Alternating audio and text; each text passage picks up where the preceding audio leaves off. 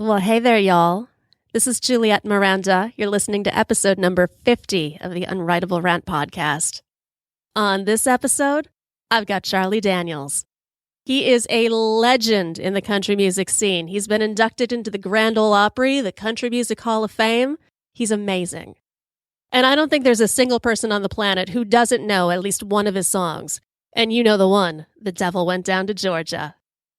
It is iconic, just like Charlie Daniels, and he has more than 50 years of songs and music and storytelling.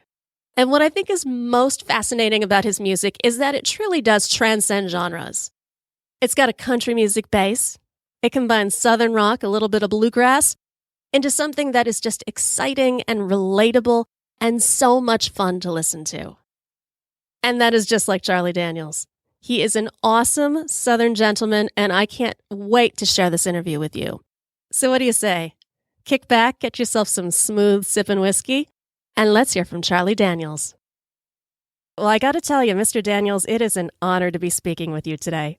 Well, you're very kind. I appreciate that. Well, I have to say congratulations are in order. You're being inducted into the Country Music Hall of Fame, profiled in the Million Mile Reflections exhibition in September. Looking back on your 60 years in music, hundreds of songs, is there any one moment in particular that stands out for you? Not a very significant moment, but one that's kind of just a bit of trivia. I moved to Nashville in 1967, and I had come to town for, I don't remember what, before I moved my family here for some reason to bring a load of furniture or to do something or other. And I was leaving, and this is back in 1967. Things were quite a bit different on Music Row, and across the street from the old Country Music Hall of Fame, there was a filling station. And I stopped there to top my tank off before I left town. And across the street, there was the Country Music Hall of Fame, and they were having their grand opening that night. I don't know, it just kind of, after I got informed I was going to be inducted, this was kind of a poignant memory to me to think about that. All the way back in 1967 and coming by there and never having any dream whatsoever I would ever be enshrined there. So it's a pretty neat thing. Wow. Talk about coming full circle. Oh, yeah. I've had a whole lot of full circles. I've had a bunch of them. Well, now, like you said, you arrived in Nashville in 67. In 1969, you were invited to play with Bob Dylan in the studio. Could you tell me a little bit about that first session with him? Yes, that was supposed to be the only session. Actually, what happened was when they did Nashville Skyline, they had booked 15 recording sessions to do the entire album. And a very fine session guitar player they wanted to do all 15.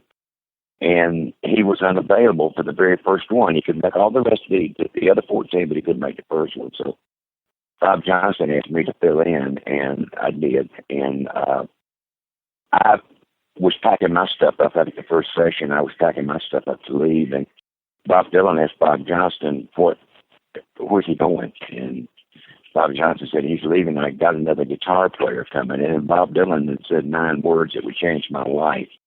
He said, I don't want another guitar player. I want him.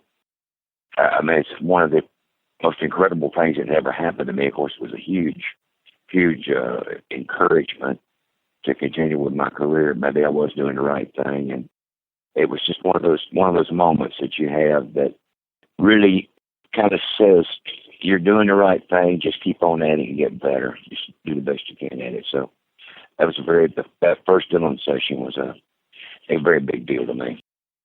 Was that part of your motivation in doing the tribute album to him?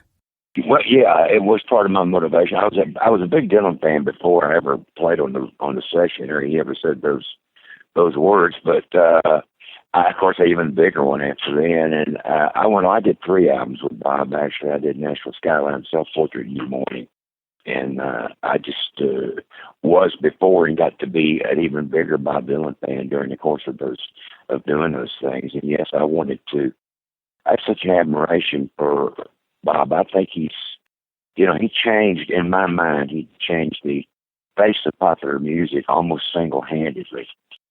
I just wanted to pay tribute to him, and I wanted to do his songs. I wanted to do them in my way. I didn't want to do them like they'd ever been done before, but it had been a desire of mine for a long time to do a Dylan tribute album, and I finally got around to it a couple of years ago. Well, I think sort of the same thing can be said about you as far as changing music, because you've transcended genres. You have a signature style sound, but it really creates bridges between different styles of music. Well, when I came along back, I was born in 1936, and the part of the country I was from, Wilmington, North Carolina, in the areas that I was raised in, there in the small town areas I was raised in, were pretty rural. Of course, radio didn't have television. I never saw a picture on a television set until I was 14, 15 years old. So radio was it for me. But the radio stations at that time had to truly follow the FCC mandate and do stuff for everybody because they were limited. There weren't that many of them.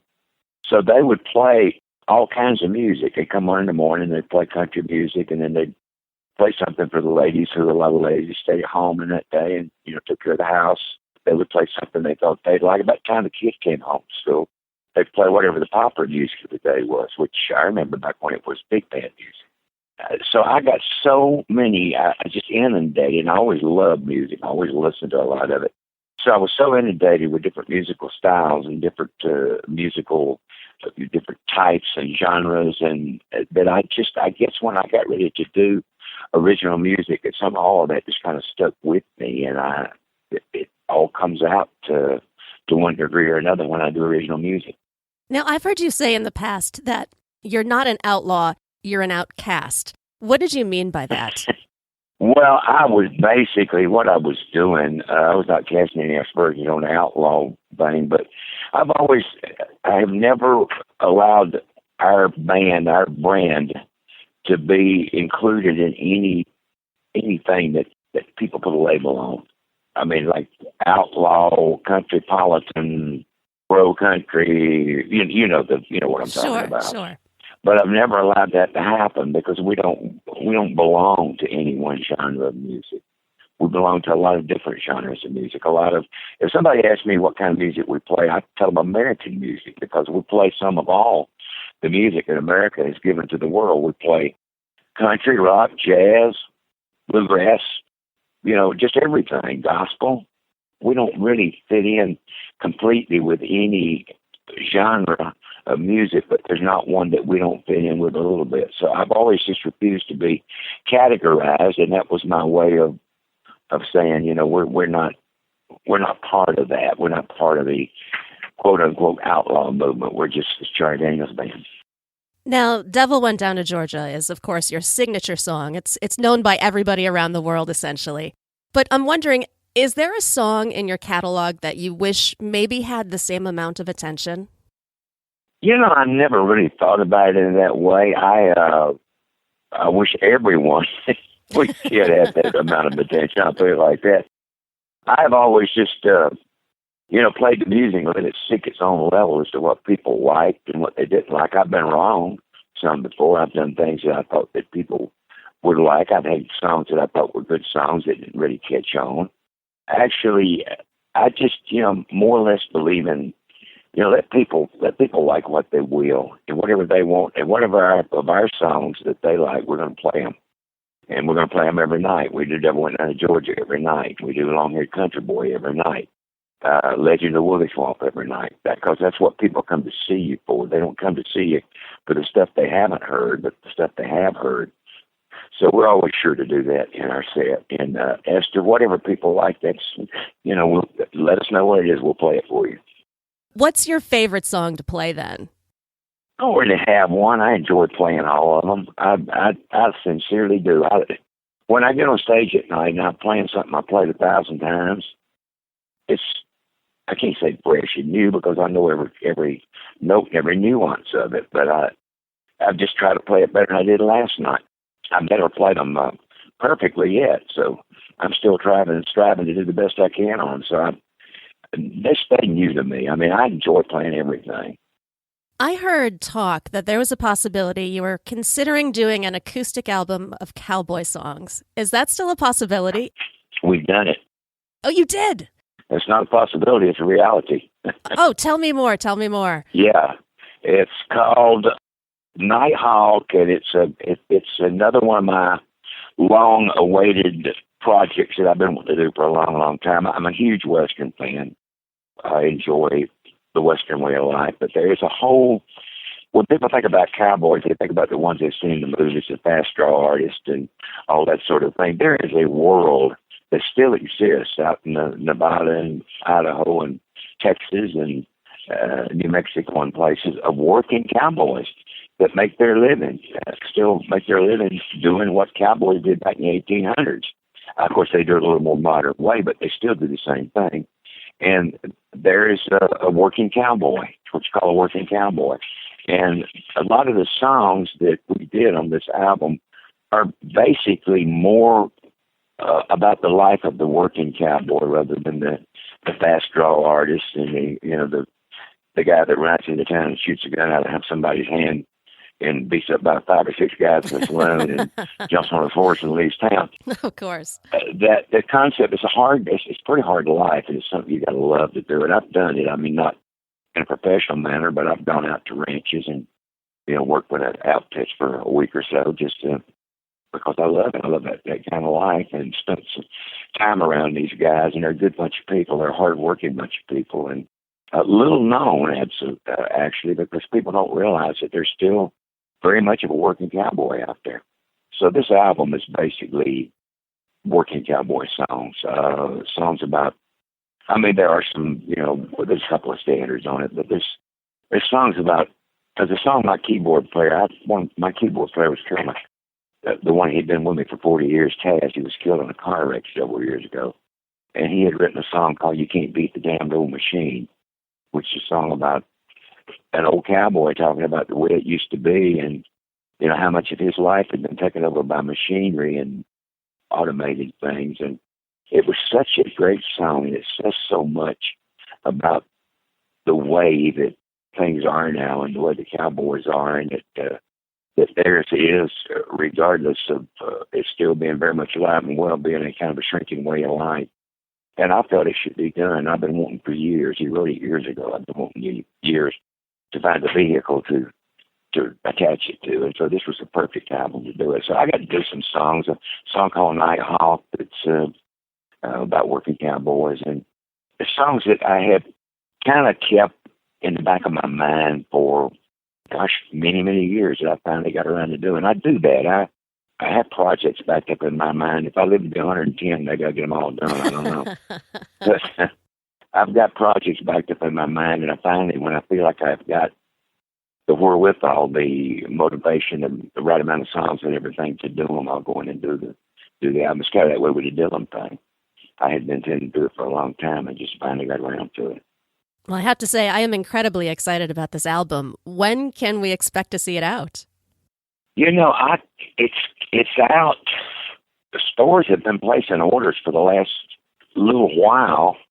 Something I don't know exactly the exact release date, but do you remember Paul, the lady that set this up? Yes. Set this interview up? Indeed. If you will call her, she will see that you get a copy of it because she knows the exact release date.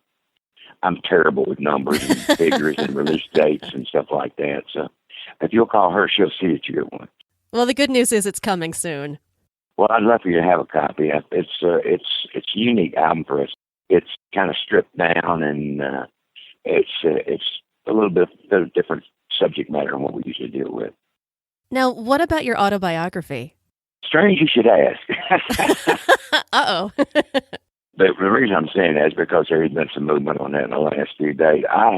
Last few weeks, I should say. I have been working on this for years, for a couple of decades, I guess, something like that.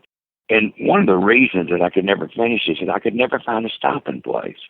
Or I should say a pausing place, because my career goes on and I have no intention of stopping till the good Lord calls me home. I mean, I don't, it's not. Of course. Retirement's not in my vocabulary. I can't imagine anything the faults of being retired. So I could never find a place to say, hey, we can pause it here, until I found out I was being inducted into the Country Music Hall of Fame. And I thought, what a great place to pause this thing. This is the time to do it. So I have taken back to my writing with a new vigor. Hopefully I'm hoping, I'm kind of shooting for the end of by the end of this year. It's going to take 12 to 15 months to get it out once we do. But I'm hoping that I can finish it up by the end of this calendar year. And I don't know, of course, then we're going to the editing process and everything, and it's going to take a little while, but let's hope that sometime during the next calendar year we can get it done. Well, you have such an incredible story. Well, thank you. I'm anxious to share it with the world. Well, I know Volunteer Jam is returning in November. Now, and in your grand tradition of inviting great musicians to play with the show, you've got Chris Stapleton and Kid Rock and Travis Tritt. That is one heck of a birthday party. How are you going to top that at 90? I don't think we can, probably. But you know what's funny? I mean, it's every time you have a jam and it turns out really good, like last year the talent roster we had last year was incredible. That's a much overused word, and I hate using it for that reason, but I can't think of another one to attach to it because it was just every genre of music. It was all there, and it was such a great night. You know, you think you can't think in terms of actually topping them because you don't know how to go about doing that, but you can put together a really good show. So this year we're approaching it by a little different way. When we sent out invitations last year and we started getting returns and people started answering and saying they were coming, we come to the realization that we had more artists than we had slots to fill. Good problem to have. We were going to have to cut bands like the Oak Ridge Boys in Alabama and some really great bands down to doing one song apiece on the stage. I mean, which is kind of ridiculous. I mean, Travis Tritt comes on, does one song, and everybody wants to hear something else because we were pushing the corner. We either had to renege on some of our invitations or we had to do it that way. So this year we didn't send as many invitations, and we're going to give everybody more time to play so we can get like a full set out of Chris Stapleton and Kid Rock and the Travis and the people that we invite rather than, having to hold them back to a song or two. So to answer your question, I don't think you can top it. You can do it a little bit different and make it just as good in a different way. Well, I think that sounds fantastic. It's going to, take my word for it, it's going to be a great show. I feel it coming on. Well, Mr. Daniels, really, thank you so much for taking the time to speak with me today. It's been a huge treat for me. Well, it was my pleasure. And would you call Paula and just tell her that we talked and I told you you want one of those albums and to send it to you as soon as it's available? I'd love for you to have it. I would love to hear it. Okay, I would say I would do it, but I'll forget it. I'll say this is my interview day, and I'm just getting started in them, and it'll totally slip my mind, and you'll say he's a liar. That guy don't keep his words. I will absolutely take care of it. We would be glad for you to have it. And I enjoy talking to you. Oh, thank you so much. Well, you have a great day. You do the same. God bless. Thank you. You too. Bye-bye. Bye-bye.